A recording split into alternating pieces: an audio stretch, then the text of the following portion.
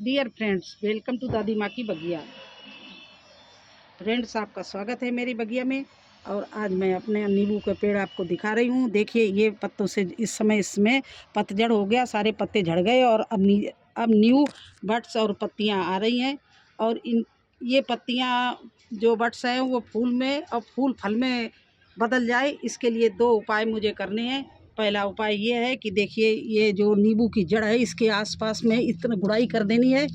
ये देखिए, इस तरह से गुड़ाई करके जो इसके पास में ये मकड़ी का जाला जैसा लग गया है जड़ें, ये निकाल देनी है। अगर ये बनी रही तो फिर बिल्कुल भी फल नहीं लगेंगे, जो फूल आएंगे वो झड़ जाएंगे। तो इस तरह से ये देखिए, मैंने सारी गुड़ाई कर दी और ये देखिए निकाल दिया है इसकी जड़ के आसपास में।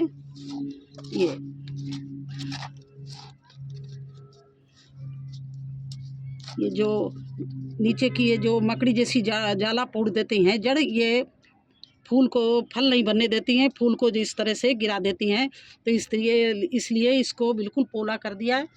और इसके बाद में ये है वर्मी कंपोस्ट, ये है हल्दी, ये है पोटास फूल और फल को रोकती है, फूल को रोकती है और फल अच्छा लगता है। और ये है राख तो आप जानते हो कि इसमें कैल्शियम, फास्फोरस और पोटेशियम सब कुछ होता है। तो इन सब चीज़ों को मिला दिया इस तरह से और इसके आसपास इस तरह से डाल दिया। देखिए, चारों तरफ अच्छे से डाल के,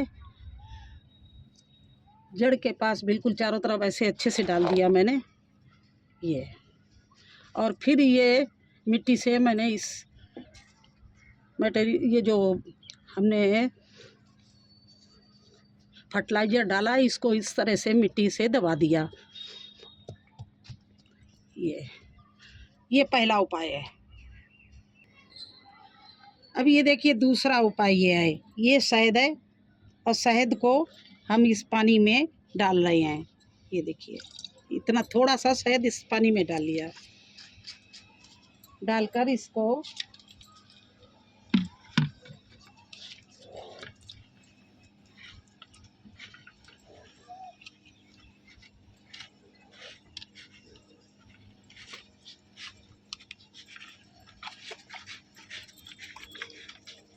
इस तरह से मिक्स कर लिया शहद को पानी में। और अब मैं इस तरह से इसकी डाली को सभी में स्प्रे कर रहे हैं। जितना नींबू है इसकी डालियों में इस तरह से सब भिगो देंगे हल्का हल्का।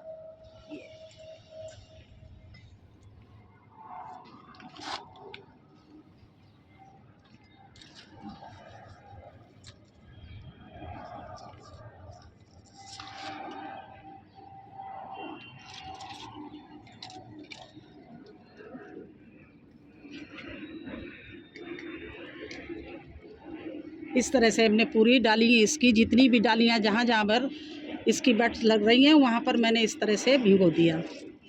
और ये क्यों भिगोया जाता है, इसका हम आपको रीज़न भी बता रहे हैं। देखिए, जो बड़े फूल होते हैं कद्दू के, लौकी के, करेले के, ककड़ी के, इनको हम हैंड पॉलिनेशन कर लेते हैं।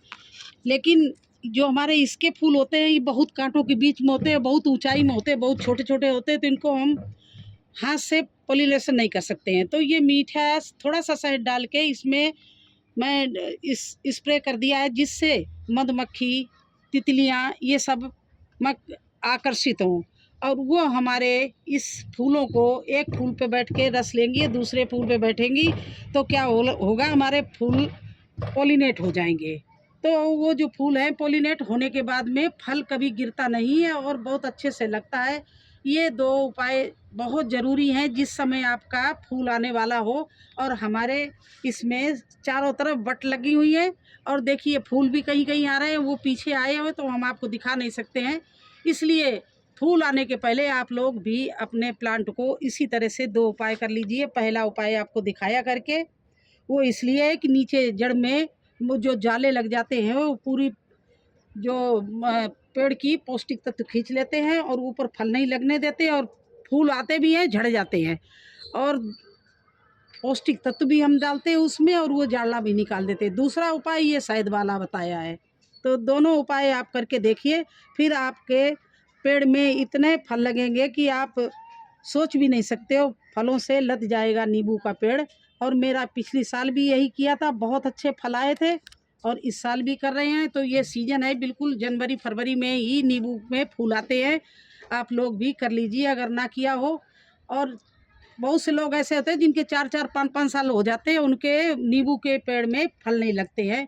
तो आप ये उपाय करके देखिए, देखिए 100% आप कारगर होंगे। और इसीलिए मैं ये बताया था, मुझे आज करना था, क्योंकि मेरे प्लांट में अब फूल आने वाले हैं।